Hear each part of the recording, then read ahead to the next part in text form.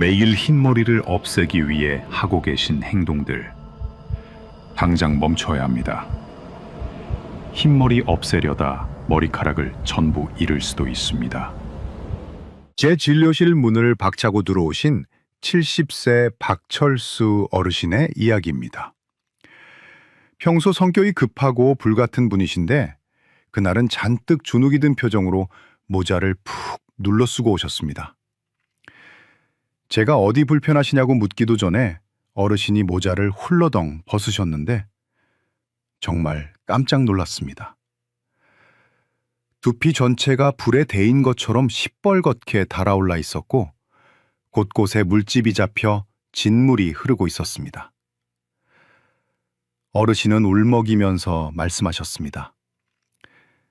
유튜브에서 생강을 갈아 바르면 흰머리가 검게 변한다는 영상을 보고 따라했는데 처음에는 좀 화끈거려도 효과가 나타나는 명연 반응인 줄 알고 참으셨다는 겁니다. 결국 어르신은 흰머리를 없애기는커녕 심각한 접촉성 피부염 진단을 받고 한 달 넘게 고생하셔야 했습니다.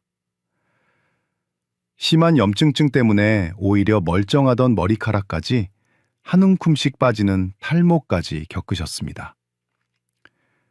자, 여러분.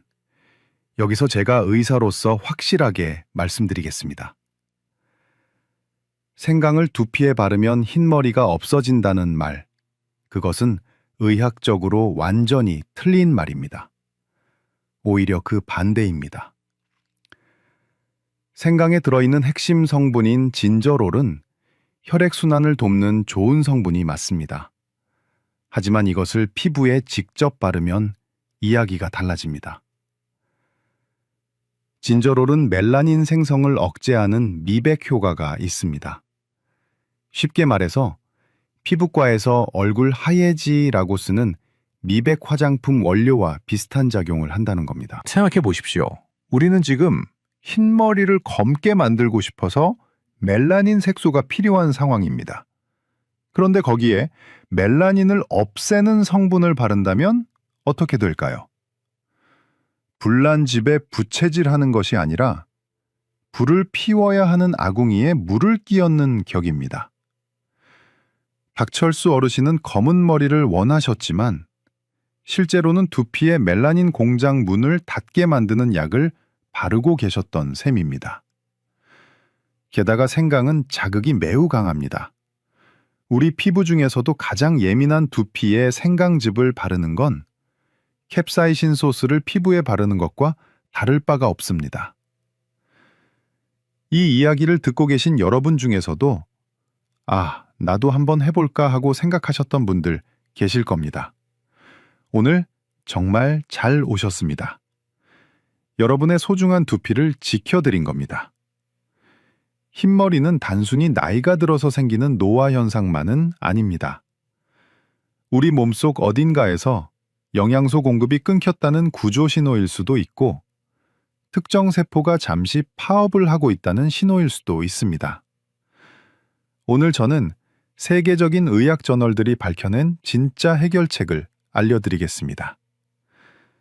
죽은 줄 알았던 머리카락 색소 세포를 다시 깨우는 방법, 그리고 우리가 매일 먹는 음식 중에서 무엇이 진짜 약이 되는지 아주 구체적이고 명쾌하게 정리해 드릴 겁니다. 혹시 지금 거울을 볼 때마다 늘어나는 흰머리 때문에 한숨 쉬고 계신가요? 염색을 해도 일주일이면 희끗희끗 올라오는 뿌리 때문에 스트레스 받으시나요? 그렇다면 오늘 이 영상이 여러분의 10년 젊음을 되찾아줄 기적 같은 시간이 될 겁니다. 본격적인 이야기를 시작하기 전에 오늘 주제가 흥미롭다면 좋아요 버튼 한번 꾹 눌러주십시오. 여러분의 작은 관심이 제가 더 좋은 건강 정보를 전해드리는데 정말 큰 힘이 됩니다. 두피가 빨갛게 뒤집어졌던 박철수 어르신. 병원에서 치료를 받고 두피 염증은 겨우 가라앉았지만 어르신의 검은 머리에 대한 집념은 꺾이지 않았습니다. 생강 팩이 실패로 돌아가자 이번에는 마트 식품 코너를 공략하기 시작하셨습니다. 집 베란다에 검은 콩 두유를 상자째 쌓아두고 물 대신 드시고 밥에는 검은 깨를 숟가락으로 퍼 부어서 드셨다고 합니다. 심지어 흑임자 떡에 검은 쌀밥까지 온통 식탁이 까만색뿐이었다고 해요. 어르신 생각은 단순했습니다. 까만 걸 많이 먹으면 내 머리카락도 까맣게 물들지 않겠냐는 것이었죠. 여러분도 혹시 이런 생각 해보신 적 있으신가요? 검은 콩이나 검은 깨가 탈모와 흰머리에 좋다는 이야기, 대한민국 국민이라면 누구나 들어보셨을 겁니다. 그런데 냉정하게 한번 여쭤보겠습니다. 그래서 효과를 보셨습니까? 아마 배만 부르고 흰머리는 그대로인 분들이 대부분이실 겁니다. 오늘 제가 여러분의 환상을 좀 깨드려야겠습니다. 우리가 속고 있는 첫 번째 착각은 바로 검은색 음식을 먹으면 머리가 검어진다는 색깔론입니다. 의학적으로 우리 몸은 그렇게 단순하게 작동하지 않습니다.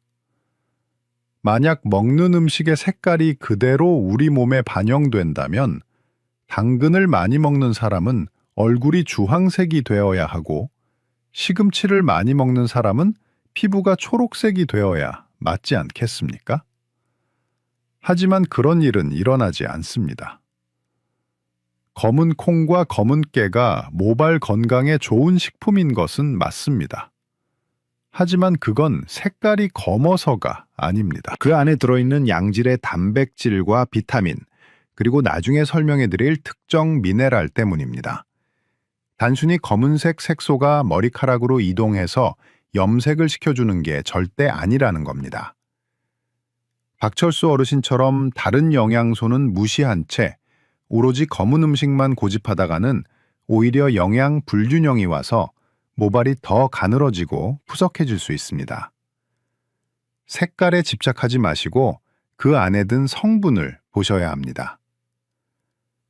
두 번째 착각은 더 심각합니다. 바로 잦은 염색이 해결책이라는 믿음입니다. 박철수 어르신은 거울을 볼 때마다 희끗희끗 올라오는 뿌리를 견딜 수가 없어서 2주에 한 번씩 집에서 염색약을 바르셨다고 합니다. 흰머리가 보이면 지저분해 보이니까 감추고 싶은 그 마음 저도 10분 이해합니다. 하지만 이 행동은 빈대 잡으려다 초가삼간 태우는 격입니다. 염색약의 원리를 아시면 깜짝 놀라실 겁니다. 대부분의 염색약에는 과산화수소라는 성분이 들어갑니다. 이 과산화수소는 머리카락의 큐티클 층을 강제로 열고 기존의 색소를 파괴한 뒤에 새로운 색을 입히는 역할을 합니다. 문제는 이 과산화수소가 우리 두피 밑에 있는 멜라닌 세포에게는 독약과도 같다는 사실입니다. 가뜩이나 늙고 지쳐서 일을 안 하는 멜라닌 세포에게 강력한 화학물질을 들이부으면 어떻게 될까요? 아예 숨통을 끊어놓는 것과 다름없습니다. 이건 마치 밭에 잡초가 자란다고 해서 강력한 제초제를 마구 뿌리는 것과 같습니다. 잡초는 없어지겠지만 흙 자체가 병들어서 나중에는 어떤 작물도 자라지 못하는 황무지가 되어버립니다. 염색을 자주 할수록 나중에는 흰머리가 더 빨리 더 많이 올라오는 악순환에 빠지는 이유가 바로 이겁니다. 마지막 세 번째 착각은 바로 흰머리를 보일 때마다 족족 뽑아버리는 습관입니다. 어르신들 중에 심심풀이로 혹은 눈에 거슬려서 쪽집게 들고 흰머리 뽑는 분들 정말 많습니다. 그러면서 이런 말씀들 하십니다. 흰머리는 뽑으면 그 자리에서 두 가닥이 난다는데 진짜냐고 물으십니다. 결론부터 말씀드리면 그것은 거짓말입니다. 머리카락은 모낭이라는 주머니 하나에서 한 가닥씩 나옵니다. 뽑는다고 해서 모낭이 갑자기 분열해서 두 개가 되지는 않습니다. 하지만 뽑으면 안 되는 진짜 무서운 이유가 있습니다. 바로 견인성 탈모입니다. 흰머리가 보기 싫다고 강제로 뽑아내면 모낭이 다칩니다. 모낭도 수명이 있어서 평생 머리카락을 만들어내는 횟수가 정해져 있습니다. 자꾸 뽑아내면 모낭이 지쳐서 에라 모르겠다 하고 문을 닫아버립니다. 그럼 그 자리는 어떻게 될까요? 흰머리조차 나지 않는 맨질맨질한 빈 살이 되어버립니다. 흰머리는 염색이라도 할 수 있지만 머리카락이 아예 없으면 가릴 방법도 없습니다. 흰머리 피하려다 영구 대머리가 되는 비극은 막아야 하지 않겠습니까? 자, 정리해 보겠습니다. 검은 음식만 믿는 것, 염색약을 밥 먹듯이 쓰는 것, 그리고 흰머리를 뽑는 것. 박철수 어르신이 열심히 했던 이 세 가지 행동이 사실은 흰머리를 더 악화시키고 두피를 망가뜨리는 지름길이었습니다. 지금 이 이야기를 들으시면서 아차 싶으신 분들 계실 겁니다. 내가 그동안 내 머리카락을 괴롭히고 있었구나 하고 깨달으셨다면 그것만으로도 이미 절반은 성공하신 겁니다. 멈추는 것이 치료의 시작이기 때문입니다. 그렇다면 도대체 왜 멀쩡하던 머리카락이 하얗게 변하는 걸까요? 유전이라서 어쩔 수 없는 걸까요? 아니면 나이 탓을 하며 포기해야 할까요? 여기서 희망적인 소식이 있습니다. 최근 과학자들이 밝혀낸 바에 따르면 흰머리를 만드는 세포들은 죽은 게 아니라 잠시 기절해 있는 상태일 가능성이 높다고 합니다. 마치 배터리가 방전된 휴대폰처럼 말입니다. 방전된 휴대폰은 충전기만 꽂아주면 다시 켜지죠. 우리 머리카락도 마찬가지입니다. 멈춰버린 색소 공장에 다시 전기를 공급하고 원료를 넣어주면 공장은 다시 돌아갑니다. 그렇다면 그 충전기와 원료가 과연 무엇일까요?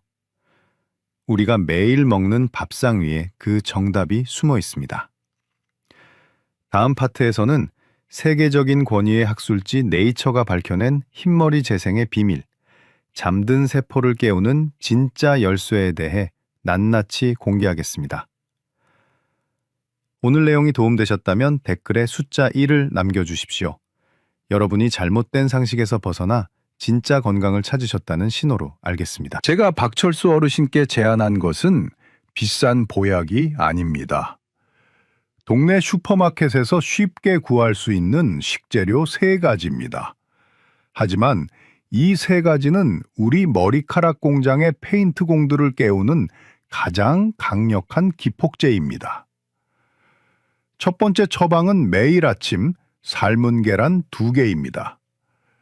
계란은 우리 주변에서 구할 수 있는 가장 완벽한 비타민 B12 공급원입니다. 아까 제가 비타민 B12가 페인트 공들의 월급이라고 말씀드렸죠. 월급을 줘야 일을 합니다. 계란 노른자에는 이 월급이 꽉 차 있습니다. 하루에 계란 2개만 드시면 하루에 필요한 비타민 B12 권장량의 상당 부분을 채울 수 있습니다. 게다가 계란에는 비오틴이라는 성분도 들어있어서 머리카락 자체를 튼튼하게 만드는 기둥 역할까지 합니다. 아침에 눈 뜨자마자 물 한 잔 드시고 계란 2개가 드십시오. 공장 가동 버튼을 누르는 겁니다. 두 번째 처방은 오후 간식으로 아몬드 한 줌입니다. 이건 페인트 공들에게 붓을 쥐어주는 과정입니다. 아몬드에는 구리가 풍부하게 들어 있습니다. 구리는 멜라닌 색소를 만드는 효소가 작동하기 위해 반드시 필요한 연료입니다. 전문 용어로는 타이로시나제라고 하는데 이름은 모르셔도 됩니다. 그냥 구리가 없으면 공장 기계가 안 돌아간다고만 기억하십시오. 하루에 딱 20알 정도면 충분합니다. 입이 심심할 때 과자나 사탕 대신 아몬드를 오독오독 씹어 드십시오. 고소한 맛과 함께 여러분의 머리카락 공장에 최고급 연료가 주입되는 겁니다. 만약 치아가 안 좋으시다면 갈아서 우유에 타드셔도 좋습니다. 세 번째 처방은 저녁 식탁에 해산물을 올리는 겁니다. 특히 조개나 게, 그리고 굴국 같은 해산물은 구리의 보고입니다.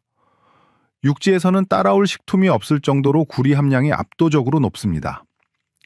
일주일에 2-3번 정도는 된장찌개에 바지락을 듬뿍 넣거나 굴국밥을 드십시오. 박철수 어르신은 고기를 좋아하셔서 소고기도 추천해드렸습니다. 붉은 살코기나 소의 간에도 비타민 B12와 구리가 풍부합니다. 자, 정리하겠습니다.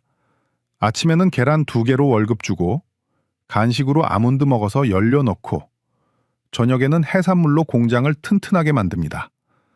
이것이 바로 색소 공장 재가동 3단계 루틴입니다. 하지만 여기서 끝이 아닙니다. 좋은 재료를 아무리 넣어도 공장 지붕이 뚫려 있으면 비바람에 기계가 다 망가집니다. 그래서 제가 박철수 어르신께 신신당부한 2가지 생활 수칙이 있습니다. 첫 번째는 외출할 때 반드시 모자를 쓰라는 겁니다. 자외선은 두피의 적입니다. 자외선이 두피에 닿으면 활성산소라는 독소가 생겨서 모낭세포를 공격하고 늙게 만듭니다. 쉽게 말해 공장에 폭격을 가하는 것과 같습니다. 특히 정수리 부분은 햇빛을 정통으로 받기 때문에 가장 먼저 흰머리가 생기고 탈모가 옵니다. 박철수 어르신께 멋진 중절모 하나 장만하시라고 했습니다. 패션도 살리고 머리카락도 지키는 일석이조의 방법입니다. 여러분도 낮에 산책 나가실 때는 꼭 모자를 챙기십시오. 두 번째는 오늘 당장 담배를 끊으셔야 합니다. 흡연자는 비흡연자보다 흰머리가 생길 확률이 2.5배나 높습니다. 담배 연기 속에 있는 화학 물질들은 혈관을 수축시킵니다. 두피로 가는 혈관이 좁아지면 우리가 열심히 챙겨 먹은 계란과 아몬드의 영양분이 공장까지 배달이 안 됩니다. 길이 막혀서 트럭이 못 가는 상황인 겁니다. 흰머리를 다시 검게 만들고 싶다는 간절함이 있으시다면 담배는 이제 놓아주셔야 합니다. 마지막으로 자기 전에 5분만 두피 마사지를 하십시오. 손가락 끝으로 두피를 꾹꾹 눌러주면 좁아졌던 혈관이 열리면서 영양분 공급이 원활해집니다. 박철수 어르신은 이 처방전을 받아들고 비장한 표정으로 진료실을 나가셨습니다. 그리고 저에게 약속하셨습니다. 선생님 말씀대로 딱 3개월만 미친 척하고 해보겠습니다. 왜 하필 3개월일까요? 머리카락은 한 달에 고작 1cm 자랍니다. 죽어있던 세포가 깨어나서 새로운 색을 입히고 그 머리카락이 우리 눈에 보일 만큼 자라나려면 최소한 3개월의 시간이 필요합니다. 하루 이틀 해보고 에이, 거울 봤는데 그대로네 하고 포기하시면 안 됩니다. 우리 몸은 정직합니다. 꾸준히 넣어주면 반드시 반응합니다. 과연 성격 급한 박철수 어르신은 이 3개월의 시간을 잘 견뎌내셨을까요? 그리고 3개월 뒤 다시 찾은 진료실에서 어떤 기적 같은 변화를 보여주셨을까요? 마지막 파트에서 그 감동적인 결과를 공개하겠습니다. 여러분도 깜짝 놀라실 겁니다. 오늘부터 이 식단 시작해보겠다고 결심하신 분들은 댓글에 실천이라고 딱 2글자만 남겨주십시오. 여러분의 굳은 의지를 보여주십시오. 6개월이라는 시간이 흘러 저와 손가락 걸고 약속했던 그 시간이 지나고 박철수 어르신이 다시 제 진료실을 찾아오셨습니다. 문이 열리고 들어오시는 어르신의 발걸음부터 달랐습니다. 처음 오셨을 때 그 주눅 들고 어두웠던 표정은 온데간데 없고 얼굴에 자신감이 넘쳐 흘렀습니다. 자리에 앉으시자마자 제가 부탁드리지도 않았는데 쓰고 계신 중절모를 멋지게 벗으시더군요. 여러분, 결과가 어땠을지 정말 궁금하시죠? 솔직하게 말씀드리겠습니다. 20대 청년처럼 머리가 새카맣게 변했을까요? 아닙니다. 만약 그렇다면 그건 의학이 아니라 마법이겠죠. 하지만 변화는 분명하고 확실했습니다. 처음 배웠을 때는 힘없이 풀풀 날리던 가늘고 투명한 흰머리였는데 6개월이 지난 지금은 머리카락에 힘이 생겼습니다. 그리고 무엇보다 놀라운 건 머리카락 뿌리 부분이었습니다. 새로 올라오는 머리카락들이 진한 회색빛을 띠고 있었습니다. 백지장처럼 하얗던 머리가 짙은 은회색으로 바뀌면서 전체적으로 숱도 훨씬 많아 보이고 분위기가 중후해지셨더라고요. 어르신이 활짝 웃으며 제게 이렇게 말씀하셨습니다. 선생님, 솔직히 처음 한 달은 긴가민가 했습니다. 그런데 3개월이 지나니까 머리 감을 때 빠지는 양이 확 줄어들더군요. 그리고 6개월이 지난 지금은 동네 친구들이 요즘 무슨 좋은 약 먹냐고 물어봅니다. 얼굴 색까지 좋아졌다고요. 사실 어르신이 좋아지신 건 머리카락뿐만이 아닙니다. 비타민 B12와 구리를 꾸준히 챙겨 드시면서 만성 피로가 사라지고 손발 저림도 없어지셨습니다. 머리카락 공장을 돌리려고 먹었던 영양소들이 우리 몸 전체의 활력을 되찾아준 겁니다. 이게 바로 우리 몸의 신비입니다.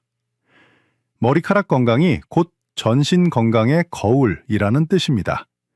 자, 이제 여러분 차례입니다.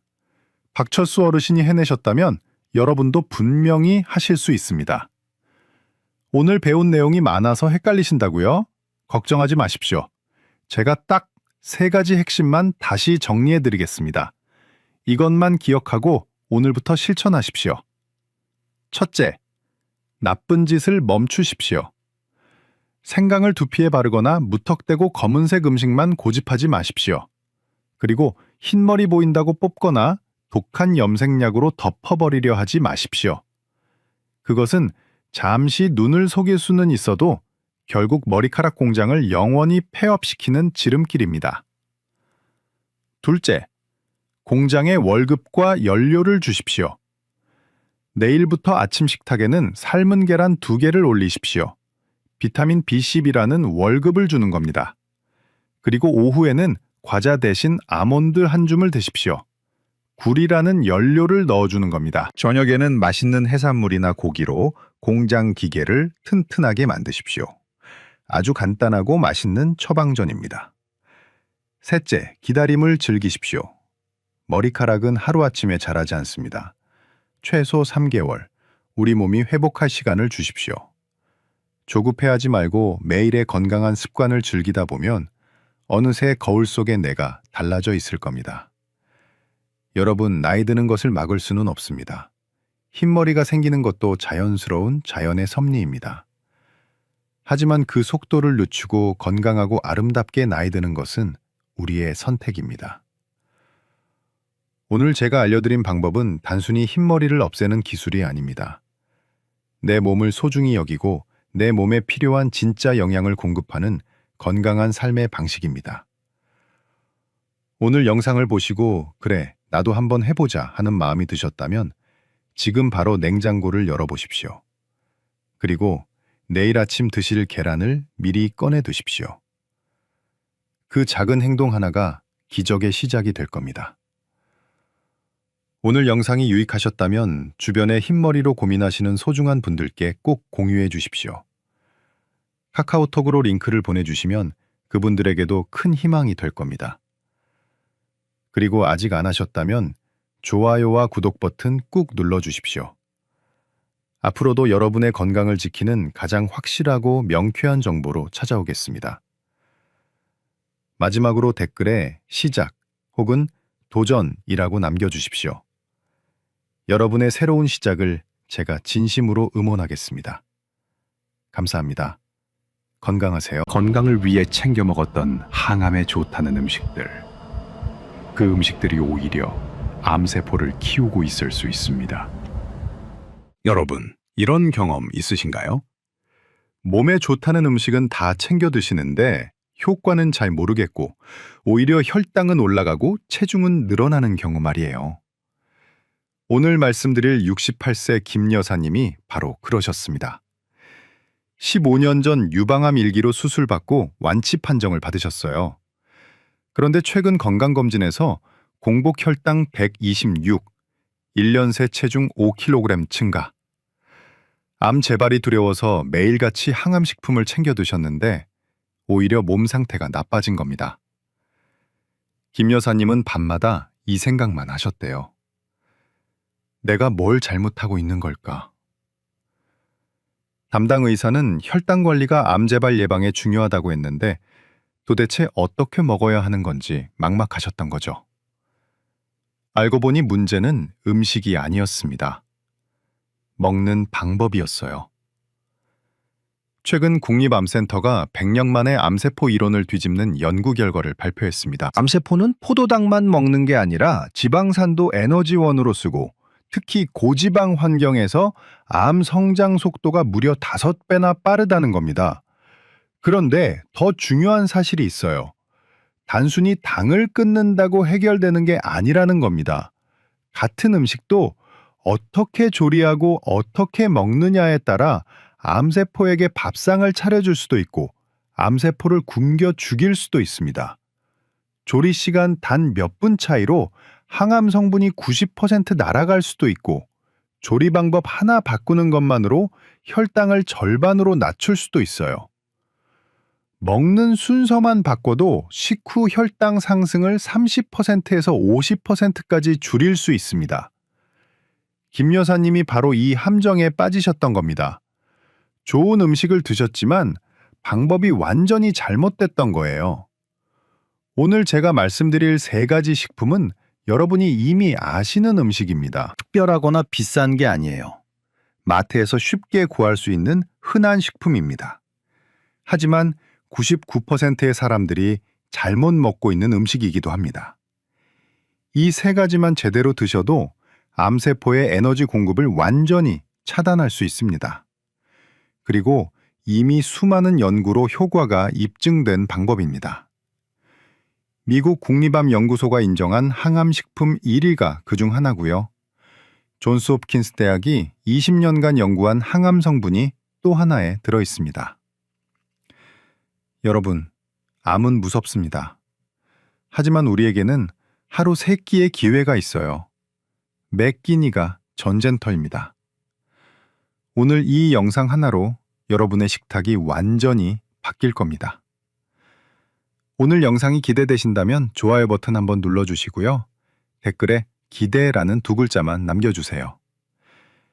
여러분의 클릭 하나가 더 많은 분들에게 이 정보를 전하는 힘이 됩니다. 자, 그럼 첫 번째로 절대 하시면 안 되는 치명적인 실수부터 말씀드리겠습니다. 김 여사님이 암 재발을 막으려고 매일 하셨던 게 바로 이겁니다. 군고구마 2개씩 드시고 브로콜리는 푹 삶아서 부드럽게 드시고 양배추는 생즙으로 마셨어요. 건강을 위해 정말 열심히 하신 거예요. 그런데 결과는 어땠습니까? 공복 혈당 126, 체중 5kg 증가. 왜 이런 일이 생긴 걸까요? 먼저 군고구마 말씀드릴게요. 여러분, 고구마가 항암식품 1위라는 건 맞습니다. 일본 도쿄대 연구에서 82가지 채소 중에서 발암 억제율 1위를 차지한 게 고구마예요. 미국 국립암연구소도 매일 고구마 먹는 사람은 안 먹는 사람보다 폐암 발생률이 절반으로 줄어든다고 발표했습니다. 그런데 이건 올바르게 먹었을 때 이야기입니다. 고구마를 구우면 어떻게 될까요? 호주 시드니 대학에서 놀라운 실험을 했습니다. 똑같은 고구마를 여러 가지 방법으로 조리해서 혈당 지수를 측정한 거예요. 결과가 충격적이었습니다. 고구마를 45분간 오븐에 구웠더니 혈당 지수가 94가 나왔어요. 이게 얼마나 높은 수치냐면 흰 쌀밥하고 똑같습니다. 바게트빵, 케이크랑 비슷한 수준이에요. 반면에 똑같은 고구마를 물에 삶았더니 혈당 지수가 46밖에 안 나왔습니다. 절반 이하로 떨어진 거죠. 김 여사님은 매일 군고구마 2개씩 드셨어요. 그때마다 혈당이 폭등했던 겁니다. 혈당이 급격히 오르면 우리 몸에서 인슐린이라는 호르몬이 대량으로 분비됩니다.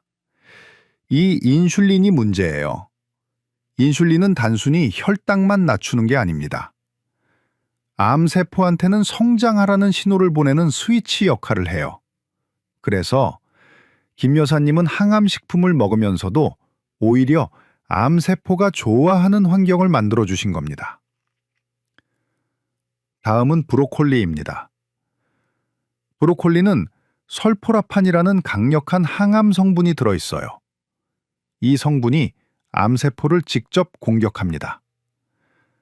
유방암, 전립선암, 대장암, 위암 세포를 죽이는 게 수많은 연구로 입증됐어요. 그런데 이 설포라판이 열에 약합니다.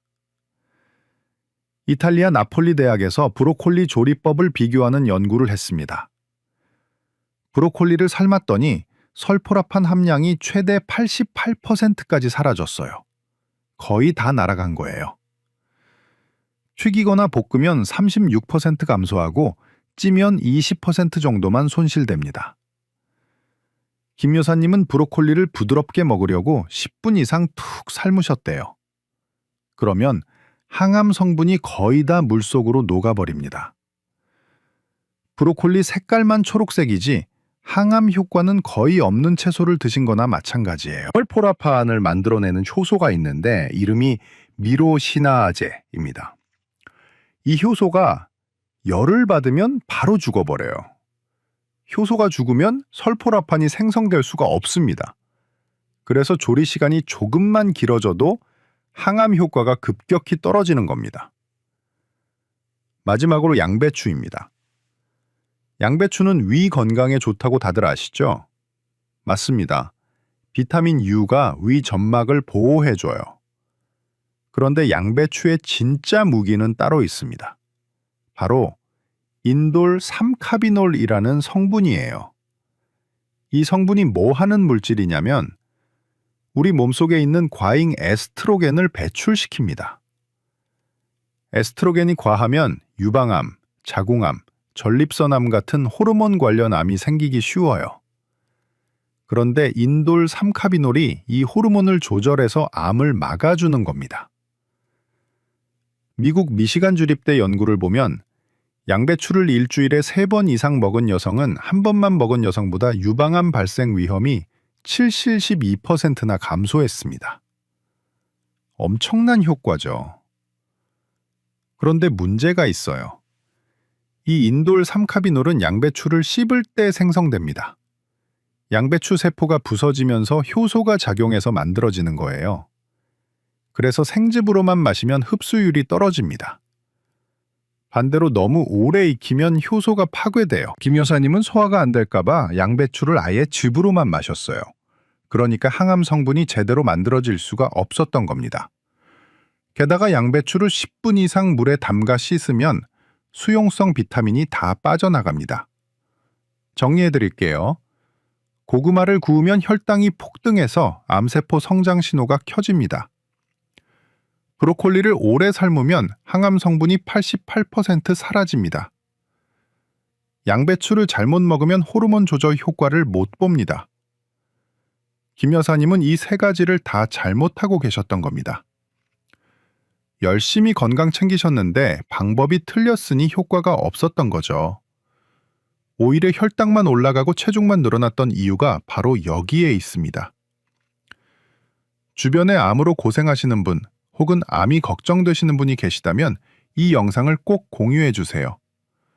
한 분이라도 더 올바른 정보를 알 수 있도록 여러분의 작은 나눔이 큰 도움이 됩니다. 자, 그럼 여러분께 먼저 질문 하나 드리겠습니다. 혹시 이런 증상 있으신가요? 식후에 유독 피곤하고 졸립니다. 공복 혈당이 100 이상 나옵니다. 허리둘레가 남자는 90cm, 여성은 85cm 이상입니다. 배만 유독 나왔습니다. 이 중에 하나라도 해당되시는 분 계십니까? 그렇다면 지금부터 제가 드리는 말씀 정말 집중해서 들으셔야 합니다. 왜냐하면 여러분의 몸이 지금 암세포가 자라기 딱 좋은 환경이 되고 있을 수 있기 때문입니다. 김 여사님도 정확히 이 상태셨어요. 식후마다 졸음이 쏟아지고 공복 혈당 126, 허리둘레가 점점 늘어나고 있었습니다. 검사를 해보니 내장 지방이 상당히 많았고요. 이게 뭘 의미하는 걸까요?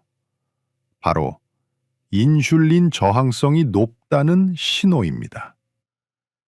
인슐린 저항성이 뭐냐면 우리 몸에서 인슐린이 나와도 세포가 반응을 잘 안 하는 상태예요.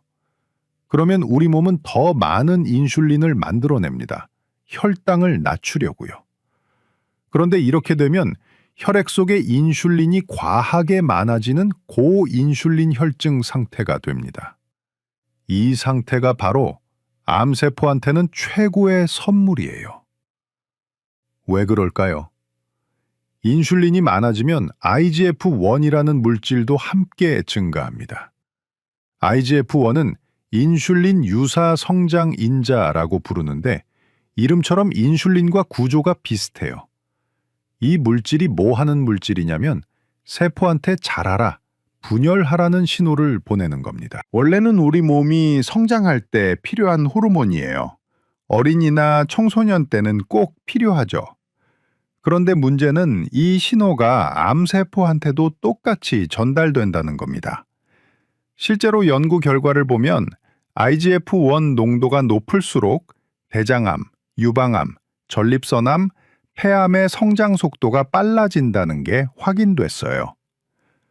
암세포한테는 성장 스위치를 켜주는 셈입니다. 정리하면 이겁니다.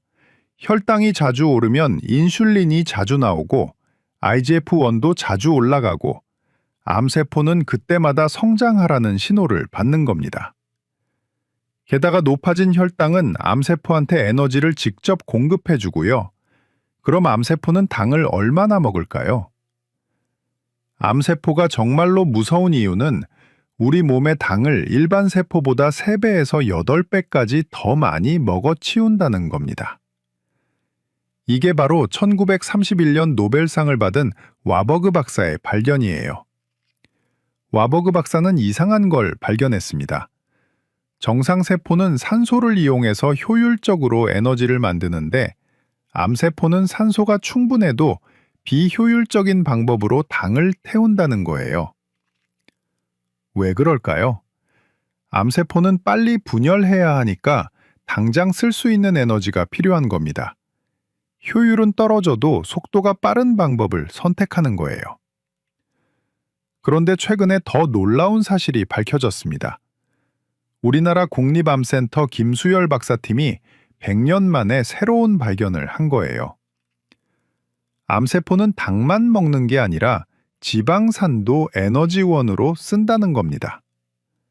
실험 결과가 충격적이었어요. 쥐한테 똑같은 칼로리를 주되 한쪽은 고지방 식사를, 다른 쪽은 고탄수화물 식사를 먹였더니 고지방을 먹인 쪽에서 암 성장 속도가 5배나 빨랐습니다. 반대로 지방산 섭취를 차단했더니 암 발생이 4분의 1로 줄어들었어요. 즉, 암세포는 당도 먹고 지방도 먹습니다.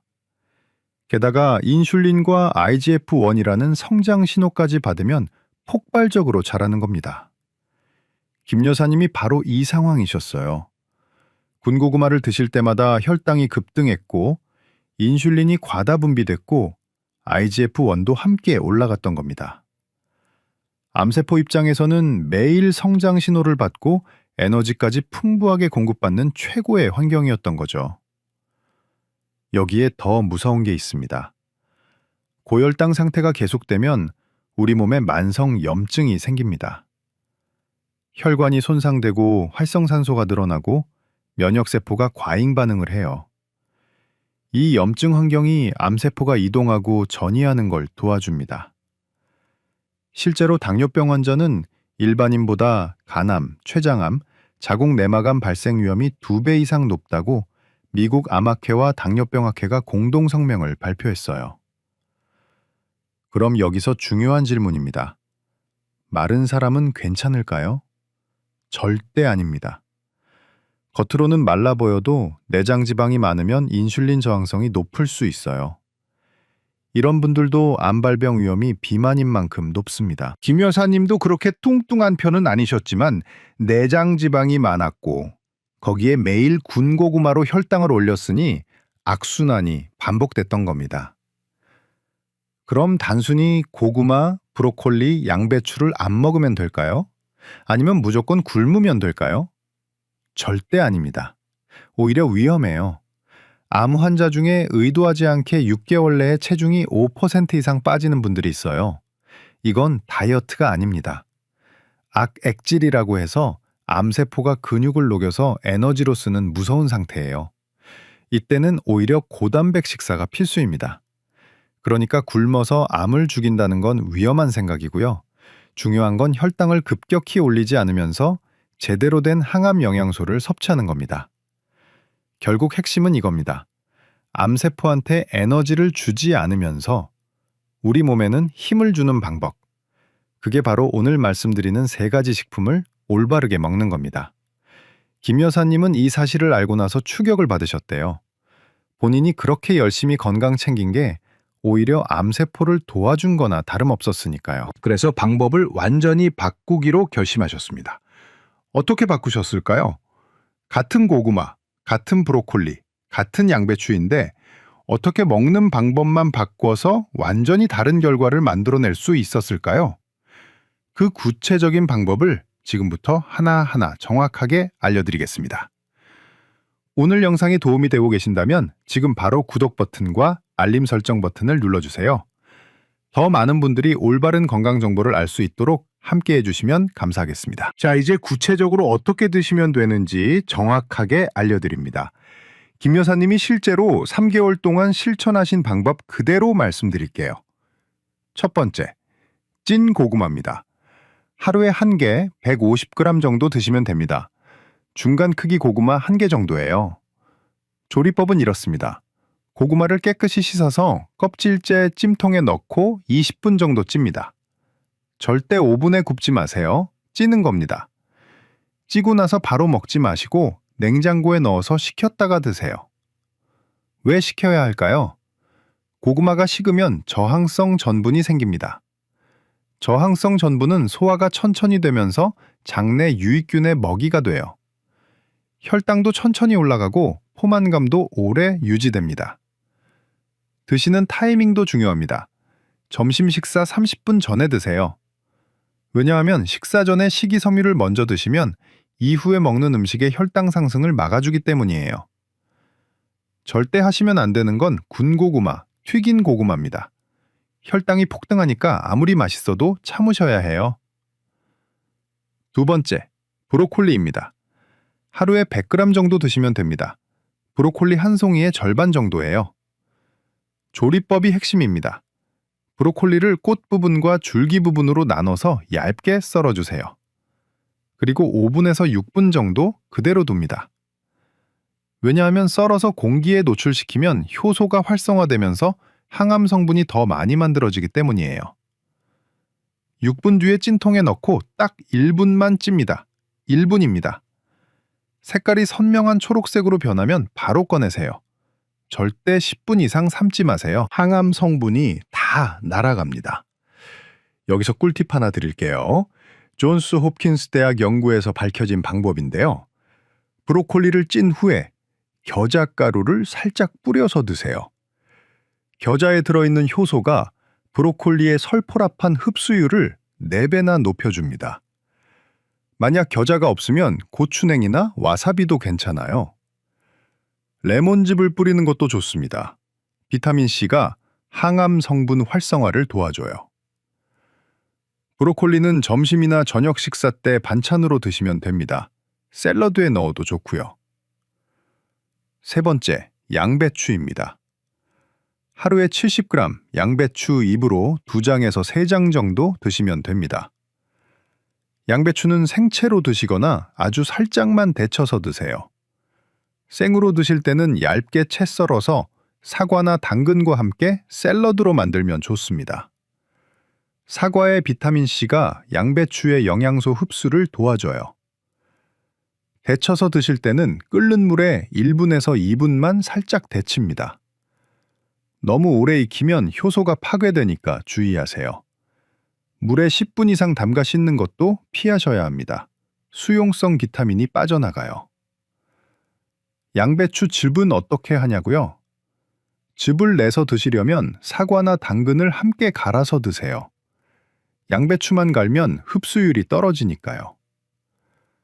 양배추는 아침이나 저녁 식사 때 반찬으로 드시면 됩니다. 자, 이제 가장 중요한 것 하나 더 말씀드립니다. 바로 먹는 순서입니다. 식사할 때 이 순서를 꼭 지키세요. 양배추와 브로콜리 같은 채소를 먼저 드시고, 그 다음에 생선이나 고기 같은 단백질을 드시고, 마지막에 고구마나 밥 같은 탄수화물을 드세요. 왜 이 순서가 중요할까요? 식이섬유를 먼저 먹으면 위장에서 그물망을 만들어요. 그러면 나중에 들어오는 당의 흡수 속도가 느려집니다.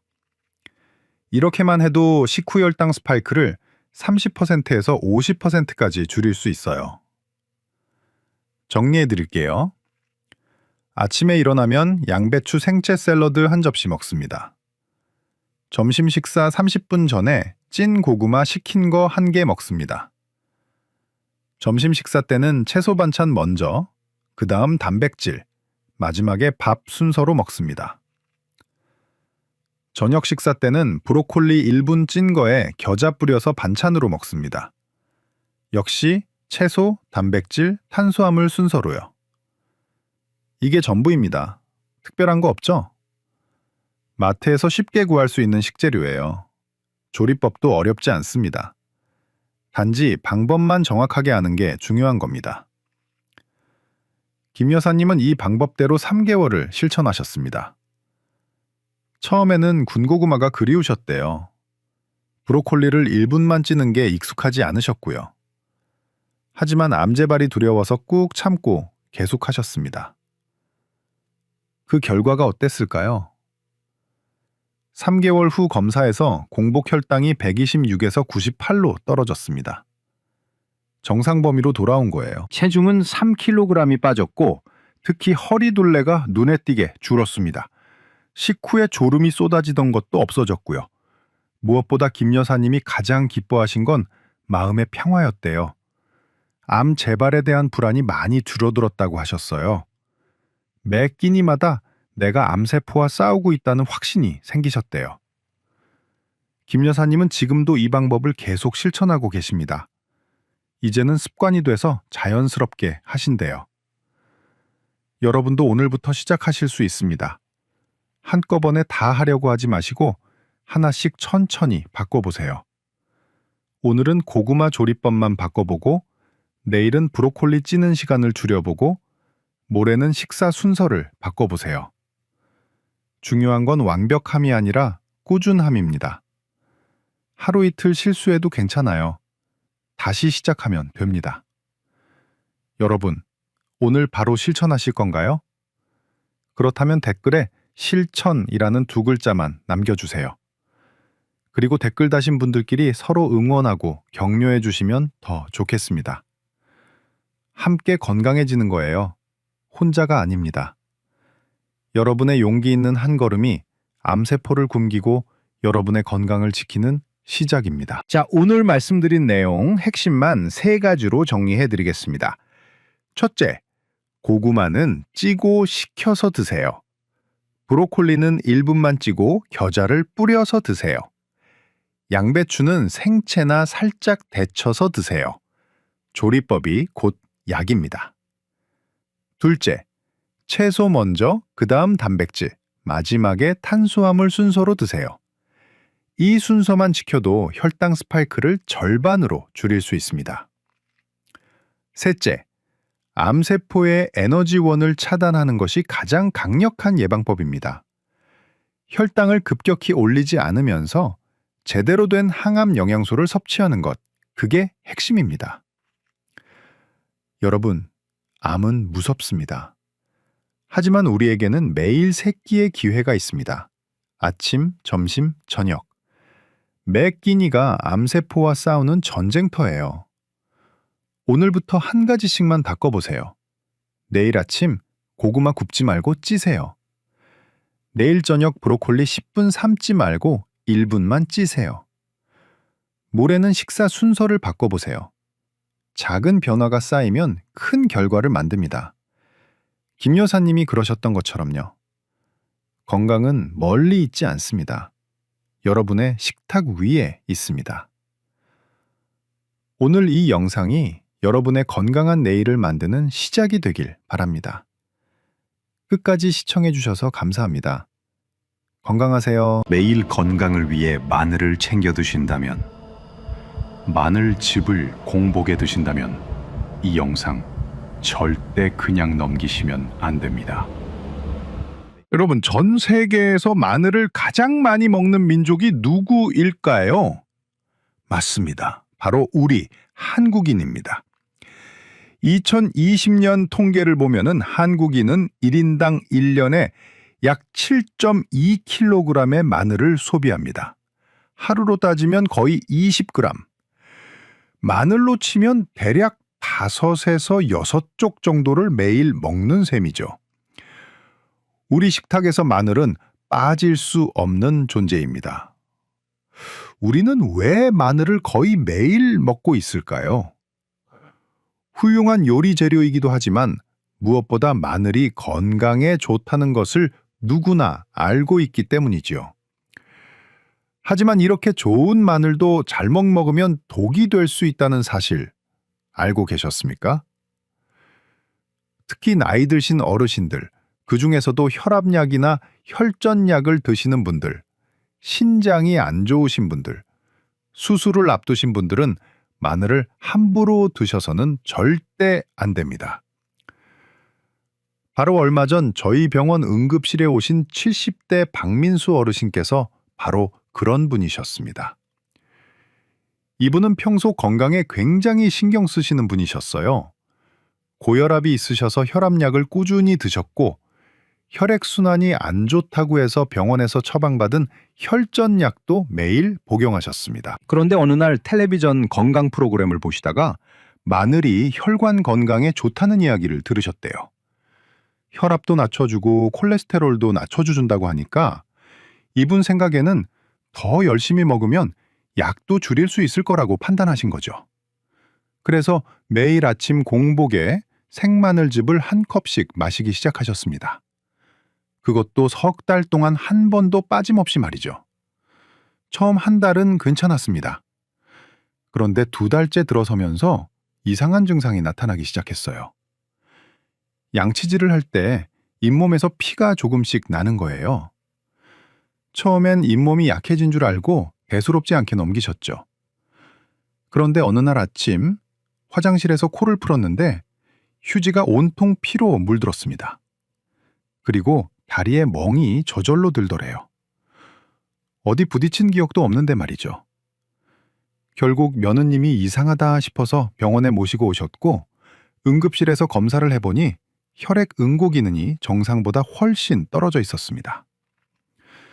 자칫하면 뇌출혈이나 내부 장기 출혈로 이어질 수도 있는 위험한 상황이었던 거죠. 이 무서운 증상, 혹시 최근에 겪으셨거나 현재 진행형으로 계속 겪고 계신 분 계십니까? 그렇다면 오늘 이 영상을 끝까지 집중해서 들어주십시오. 제가 마늘이 우리 몸에 어떤 작용을 하는지, 특히 어떤 분들이 조심해야 하는지, 그리고 마늘을 안전하게 드시려면 어떻게 해야 하는지 제대로 알려드리겠습니다. 증상을 겪어본 적 없으신 분들도 제대로 된 마늘 섭취를 위해 집중 부탁드리겠습니다. 여러분의 건강, 아니 어쩌면 생명이 달린 문제일 수도 있으니까요. 오늘 영상이 기대되신다면 좋아요 버튼 한번 눌러주시고요. 댓글에 마늘 2글자만 남겨주세요. 여러분의 작은 참여 하나하나가 제가 더 좋은 건강 정보를 만드는데 큰 힘이 됩니다. 자, 우선 여러분께서 절대 하시면 안 되는 3가지 조합부터 바로 알려드리겠습니다.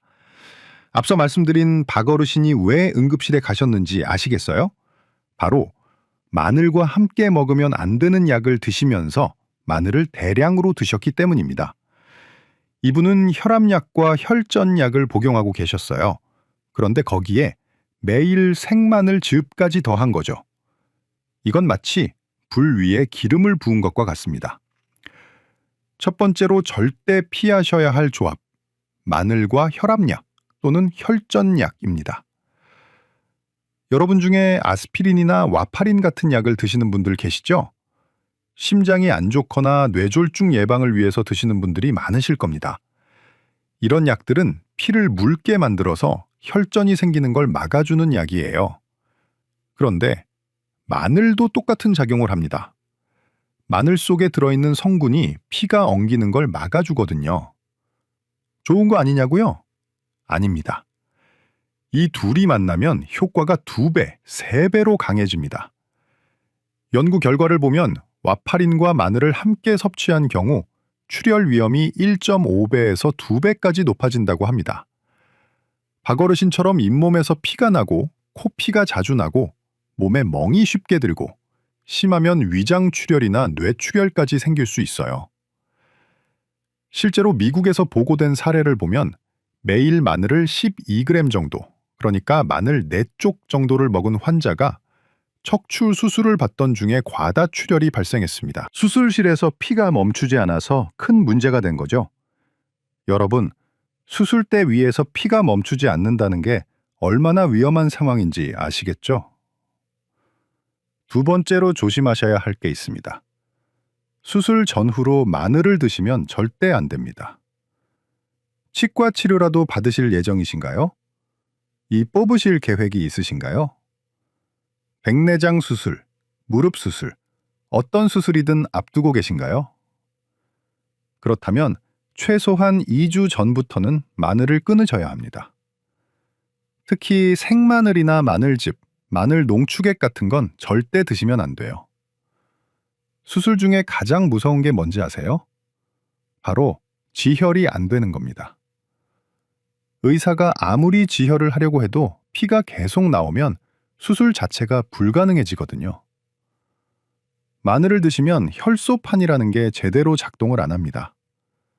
혈소판은 우리 몸에서 상처가 났을 때 피를 멎게 해주는 역할을 하는데 마늘이 이걸 방해하는 거예요.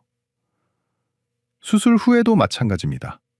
상처가 아물어야 하는데 피가 계속 새어나오면 회복이 늦어지고 감염의 위험도 커집니다. 그래서 수술 2주 전부터는 마늘을 중단하시고 수술 후에도 상처가 완전히 아물 때까지는 조심하셔야 해요. 세 번째, 이건 정말 중요한데 많은 분들이 모르고 계십니다. 신장이 안 좋으신 분들은 마늘을 함부로 드시면 안 됩니다. 박 어르신은 다행히 신장은 괜찮으셨어요. 하지만 제가 진료하면서 만난 다른 환자분 중에는 신장 기능이 떨어진 상태에서 건강에 좋다고 생마늘즙을 매일 드신 분이 계셨습니다. 이분은 갑자기 심장이 이상하게 뛰고 힘이 빠지는 증상으로 응급실에 오셨어요. 검사를 해보니 혈액 속 칼륨 수치가 위험할 정도로 높아져 있었습니다. 마늘에는 칼륨이라는 성분이 들어있어요. 건강한 사람에게는 문제가 안 되는데 신장이 안 좋으면 이 칼륨을 몸 밖으로 제대로 배출하지 못합니다. 그러면 혈액 속에 칼륨이 쌓이게 되는데 이게 심장에 직접적인 영향을 미칩니다. 심장 박동이 불규칙해지고 심하면 심장이 멎을 수도 있어요. 이건 생명과 직결되는 문제입니다. 신장 투석을 받으시는 분들은 특히 더 조심하셔야 합니다. 생마늘즙이나 마늘 농축 액기스는 절대 금물이에요. 음식에 조미료로 들어가는 정도는 괜찮지만 건강식품처럼 따로 챙겨 드시면 큰일 납니다. 머릿속으로 잠깐 생각해 보세요. 지금 여러분은 혹시 혈압약을 드시고 계신가요? 혈전약이나 아스피린을 드시나요? 최근에 수술 계획이 있으신가요? 신장 수치가 안 좋다는 말을 들으신 적이 있으신가요? 만약 하나라도 해당되신다면 지금 당장 마늘 섭취량을 점검하셔야 합니다. 건강에 좋다고 무작정 드시는 건 정말 위험합니다. 혹시 주변에 혈압약 드시는 분들, 신장이 안 좋으신 분들이 계시다면 이 영상을 꼭 공유해 주세요. 여러분의 작은 실천이 소중한 생명을 살릴 수 있습니다. 그런데 여기서 궁금하신 거 있으시죠? 마늘이 도대체 우리 몸속에서 어떤 작용을 하길래 이런 일이 벌어지는 걸까요? 왜 이렇게 위험한 걸까요? 잠시 후에 그 비밀을 속 시원하게 풀어드리겠습니다. 비밀을 푼 다음엔 마늘을 건강하게 섭취하려면 어떻게 해야 하는지도 알려드릴 예정이니까요. 제 이야기 끝까지 들어주시면 감사하겠습니다. 자, 그럼 이제 마늘이 우리 몸속에서 정확히 어떤 일을 벌이는지 파헤쳐 보겠습니다. 마늘의 핵심 성분 알리신이라는 게 있습니다. 마늘을 자르거나 으깨할 때 나는 그 톡 쏘는 냄새, 바로 알리신 때문이에요. 이 알리신이 바로 오늘 이야기의 주인공입니다. 알리신은 얼굴이 두 개입니다. 한쪽 얼굴은 천사고 한쪽 얼굴은 악마예요. 먼저 천사 같은 얼굴부터 볼까요? 알리신은 우리 몸의 혈관을 확장시켜줍니다. 혈관이 넓어지면 피가 더 잘 흐르겠죠? 특히 신장으로 가는 혈류량이 늘어나서 신장세포에 산소와 영양분이 더 잘 공급됩니다. 또 활성산소라는 나쁜 물질을 제거해서 신장세포를 보호해주는 역할도 해요. 실제로 동물 실험 결과를 보면 마늘이 독성 물질에 노출된 신장의 손상을 크게 줄여줬다는 보고가 있습니다. 그뿐인가요? 알리신은 세균을 죽이는 항균 작용도 뛰어나고 혈압을 낮춰주고 콜레스테롤 수치도 개선시켜줍니다. 2021년 국내에서 진행된 연구를 보면 마늘가루를 섭취한 사람들은 먹지 않은 사람들보다 수축기 혈압과 이완기 혈압이 모두 감소했습니다. 이래서 마늘이 건강식품으로 각광받는 거예요. 그런데 문제는 바로 악마 같은 다른 얼굴입니다. 알리신은 우리 혈액 속에 있는 혈소판이라는 것의 활동을 억제합니다. 혈소판을 쉽게 설명하면 이렇습니다. 피부에 상처가 났을 때 피가 흐르다가 어느 순간 멈추잖아요. 그게 바로 혈소판들이 상처 부위에 달려가서 서로 손을 맞잡고 벽을 쌓기 때문이에요. 이걸 의학 용어로 혈소판 응집이라고 합니다. 그런데 알리신은 혈소판들이 서로 손을 잡지 못하게 방해합니다. 마치 접착제가 마르지 않게 만드는 것과 비슷해요. 그러면 어떻게 될까요? 상처가 나도 피가 잘 멈추지 않습니다. 이게 바로 박어르신이 잇몸에서 피가 나고 코피가 난 이유예요. 여기에 아스피린이나 와파린 같은 약들을 복용한다면 어떻게 될까요? 약들도 똑같이 혈소판 응집을 억제해요. 거기에 마늘까지 더하면 효과가 중첩되는 겁니다. 한 명이 벽돌을 쌓는 것도 힘든데 두 명이 동시에 쌓지 못하게 방해하는 거예요. 그럼 벽이 무너지겠죠? 이제 신장 이야기를 해볼까요? 건강한 사람의 신장은 칼륨을 잘 걸러서 소변으로 내보냅니다. 그런데 신장 기능이 떨어지면 이 칼륨 배출 능력이 뚝 떨어져요. 정상적으로는 사구체혈과율이라는 게 90 이상이어야 하는데 만성 콩팥병 환자는 이게 60 미만, 심하면 30 미만으로 떨어집니다. 2021년 우리나라 통계를 보면 60대의 12%, 70대 이상의 26.5%가 만성 콩팥병을 가지고 계십니다. 70대 어르신 4분 중 1분은 신장이 안 좋다는 얘기예요. 그런데 문제는 이분들 대부분이 자기 신장이 나쁜 줄 모릅니다. 신장은 기능의 50%에서 70%가 망가질 때까지 증상이 거의 없거든요.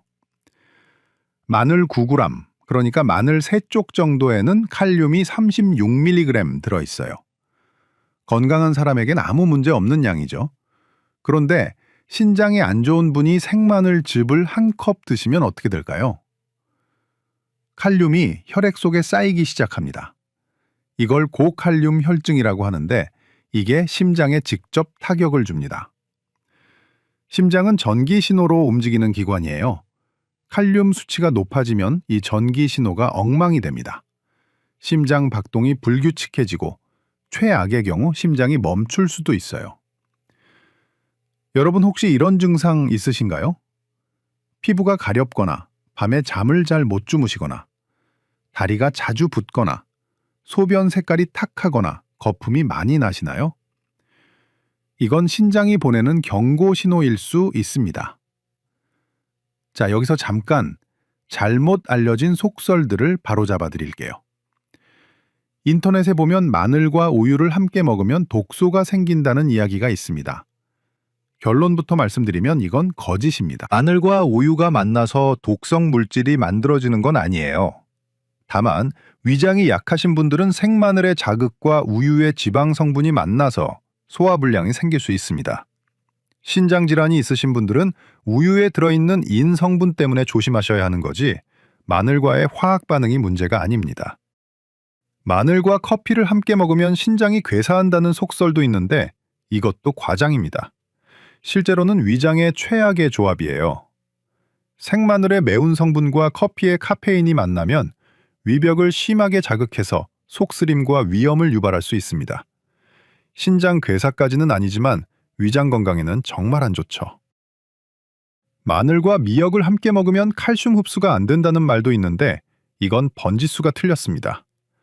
미역국에 넣으면 안 되는 건 마늘이 아니라 대파예요.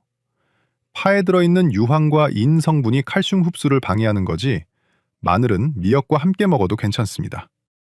즉, 결국 마늘의 문제는 마늘 자체가 아니라 누가, 언제, 어떻게 먹느냐에 달려있다는 겁니다. 오늘 영상이 도움이 되신다면 지금 바로 구독 버튼과 알림 설정 버튼을 꾹 눌러주세요. 여러분의 건강을 지키는 정보 앞으로도 계속 전해드리겠습니다. 자, 그럼 오늘의 핵심이자 가장 중요하고 유익한 이야기를 해드리겠습니다. 어떻게 하면 마늘을 안전하게 그리고 효과적으로 드실 수 있는지 말이죠. 제가 오늘 드리는 이 5가지 규칙만 지키신다면 마늘의 좋은 점은 다 누리시면서도 위험은 피하실 수 있습니다. 메모하실 분들은 지금 준비하세요. 첫 번째 규칙, 혈압약이나 혈전약을 드시는 분들은 반드시 의사 선생님과 상담하세요. 계속 강조했던 내용이죠. 아스피린, 와파린, 플라빅스 같은 약을 드신다면 마늘을 따로 건강식품처럼 챙겨 드시면 안 됩니다. 음식에 들어가는 조미료 정도는 괜찮아요. 찌개에 마늘 한두 쪽 들어가는 정도, 고기 구울 때 마늘 곁들이는 정도는 문제 없습니다. 하지만 생마늘을 통째로 드신다거나 마늘즙을 따로 챙겨 드신다거나 마늘 농축 캡슐 같은 건 절대 드시면 안 돼요. 만약 정말 마늘을 챙겨 드시고 싶으시다면 담당 의사 선생님께 지금 드시는 약 목록을 보여드리고 상담받으세요. 의사 선생님이 약을 조절해 주시거나 안전한 섭취량을 알려주실 겁니다. 두 번째 규칙, 수술 예정이 있으시다면 최소 2주 전부터 마늘을 중단하세요. 치과 치료든 백내장 수술이든 무릎 수술이든 어떤 수술이든 마찬가지입니다.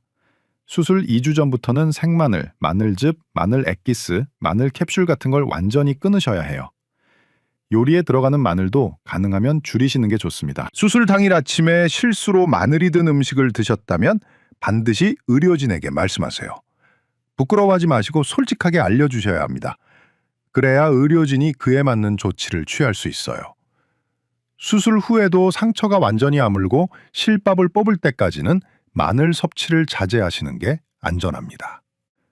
세 번째 규칙, 신장 질환이 있으시다면 생마늘즙은 절대 금지입니다. 건강검진에서 크레아티닌 수치가 높게 나왔다거나 사구체 여과율이 낮다는 이야기를 들으셨다면 신장 기능이 떨어진 상태입니다. 투석을 받고 계신다면 더더욱 조심하셔야 하고요. 이런 분들은 생마늘을 통째로 드시거나 마늘즙을 마시면 안 됩니다. 대신 마늘을 익혀서 소량만 드세요. 찌개나 국에 들어가는 정도, 하루에 한두 쪽 정도는 괜찮습니다. 익히면 칼륨 함량이 약간 줄어들고 위장 자극도 덜하거든요. 네 번째 규칙, 일반 건강한 분들도 하루 2쪽에서 3쪽이 적당합니다. 건강에 좋다고 해서 너무 많이 드시면 안 돼요. 생마늘은 하루 2쪽에서 3쪽, 익힌 마늘은 하루 4쪽에서 5쪽 정도가 적당합니다. 그 이상 드시면 위장에 부담이 가고 소화불량이 생길 수 있어요. 특히 아침 공복에 생마늘을 드시는 분들 많으신데 위벽이 약하신 분들은 식후에 드시는 게 훨씬 안전합니다. 빈속에 생마늘에 매운 성분이 들어가면 위염이나 역류성 식도염이 생길 수 있거든요. 5번째 규칙, 마늘의 효능을 최대로 끌어올리는 비밀이 있습니다. 마늘을 다지거나 으깬 다음에 바로 조리하지 마세요. 정확히 10분을 기다리세요. 이게 정말 중요합니다. 마늘을 자르면 알리나 아제라는 효소가 활성화되면서 알리신이 폭발적으로 생성되는데 이 과정이 10분 정도 걸려요. 그러니까 마늘을 다지셨으면 도마 위에 그냥 10분 동안 놔두세요. 그 다음에 요리에 넣으시면 알리신의 효능을 최대한 살릴 수 있습니다. 바로 넣으시면 열 때문에 알리신이 파괴돼서 효과가 반 이하로 떨어집니다. 그리고 익혀서 드시는 게 위장 건강에는 훨씬 좋아요.